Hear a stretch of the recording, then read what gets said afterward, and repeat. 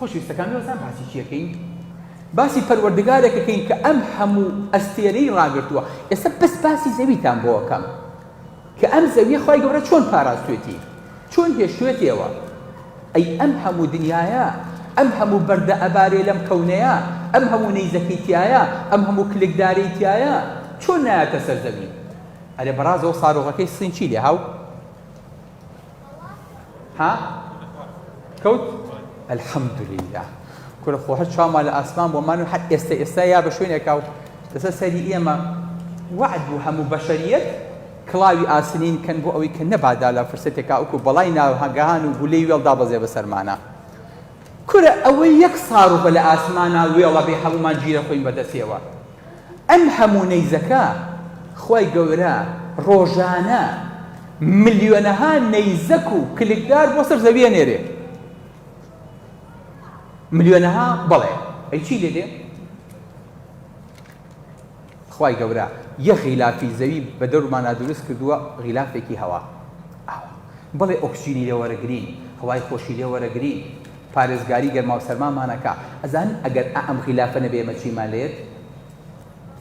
لە ڕۆژە کە ڕۆژ ئەبێتەوە وەکو دەرەجەی سەرمانمان لێ دێ، دەرەجەی حرارە لێرە ئەبێ بە 130 پلەی سەدی. ئەی لە شەوە ڕێک ئەمان بەستێ ئەچێتە ناقص 170 ژێر سەدیەوە، یعنی 300 دانە پلە فەرقەکە. لە کاتێکا لە هاوین و زستانی ئێمە تەنها 50 تا 60 پلە لەسەر زەویە گۆڕانکاری هەوا ئەبێ. ئەمە چی ڕایگرتووە؟ ئەمە ئەم بەرگە هەوایە کە بە دەوری من و تۆیا دروست بووە کە چەند سەد کیلۆمەترێکە. خوای گەورە ئەم هەوا جوانە، ئەم ئۆکسجینە جوانی بەچی بۆ دروست کردووی؟ وجعلنا السماء سقفا محفوظا. ئەم ئاسمانی کردووە بە سەقف بەس ناشی بینین. وهم عن آياتها غافلون. سبحان الله. ئەم سەقفەی کە بەسەرمانەوە. ويمسك السماء أن تقع على الأرض إلا بإذنه. ئاسمانی گرتووە کە نەڕوخێ بەسەر زەویە. ئەمە چی ڕایگرتووە؟ ئەمە چی هێشتوێتەوە؟ پەروەردگار بۆیە لە سەروتر تەبەقی ئۆزۆنی دروست کردووە کە نایەڵێ تیشکی سینی، کە نایەڵێ تیشکی ئەلفا، کە نایەڵێ تیشکی ژوورەوەنەوشەیی ترسناک باتە سەر زەوی. بەس ڕێگە ئەدا بەو تیشکانی سوودبەخشن، بە ڕووناکی، بە گەرمی، بەو تیشکانی کە ڕووەک لە سەرێژی خواردنمان بۆ دروستەکە. بەس ئەمانە ئەبێنە سەر زەوی. لەبەر خوای گەورە هەرچی پارێزگاری و حمایەتیە بۆ زەوی دایناوە، یەک لەحزە لێی پێچێتەوە هەر هەمووی دنیا ئەپێچرێتەوە. بۆیە ئەبێت زەوی خوایەک دەستی پێوەی بێ، قودرەتێکی قادری بە دەورەوە بێ بۆ ئەوەی کە نەفەوتێ. بەڵێ ئەی بە دەوری ئەوە چی دروست کردووە؟ بە دەوری ئەوە غیلافێکی مۆغناتیسی دروست کردووە. چونکە لە ژێر زەویە خوای گەورە چی دروست کردووە؟ ئاسنی دروست کردووە. یەک مۆغناتیسی دروست کردووە ئاسن. ئەو تەنەی کە پێم وتن لە 35 کرۆکی زەویە. ناو کرۆکی زەوی خوای گەورە چۆن خورما ناوکی تایە، هەموو شتێک ناوکی خۆی تایە. زەویش یەک ئاسنی گەورە لە 90 ئاسنە و لە 9 نیکلە تون لە ناخی زەویە. ئەم زەوی ئاوە ڕاگرتووە. ئەم زەویە بە هیچ لایەکان ناجوڵێ، بەو قورسیە و بەو سەنگینیە. لە 35 ئەم کێشە ئەو ئاسنە پێکێهێنێ.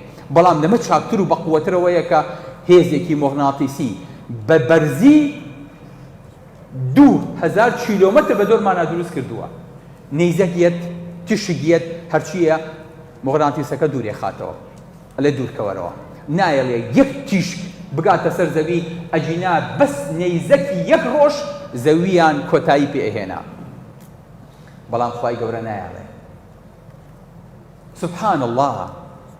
سيري عجيبي أم خلقكن إن جاتي أجين ولا يؤوده حفظهما. يعني شي خواي جور بدس أمو ما دونا بيت أي أمر إذا كانت شيئا ليه أم زاوية شو كسيم السيرية لنا مجموعي شمسية وكو برينا ونجيوايا جابراب شو بزور داما ولا مالا وعليه نبرايب شو بنا ماليش الأخبار عوايه وبيه شو كاشي إيش بتويه كن زاوية عن شي ليه كردوا أم مجموعي شمسية خصوصا تبيني خويانوا هر نيزكيك هر بردێک هەر شتێک لە هەسارەکانی ترەوەیەت و ئەیبیا بە زەویە چی خۆیاتە بەری؟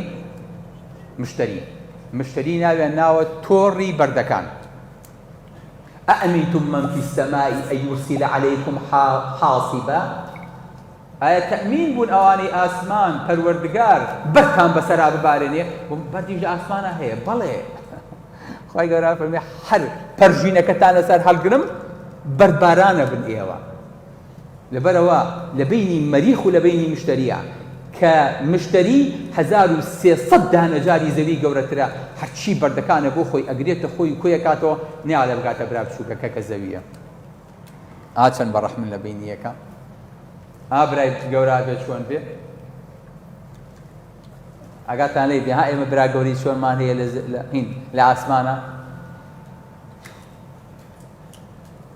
لەبەرەوە برای چۆلەکەی بۆ نەگرتی پیمەڵێ برا گەورە باشە باوکە جوان ئەڵێ بۆیە پێتەڵێ ماما بۆی چی بکەیت چۆلەکەم بۆ بکەیت لەبەرەوە برایە برا گەورەیە کە چۆلەکەمان بۆ بگرێ لە شۆ لەو ئاسمانە یعنی بێ مجازەفە بکە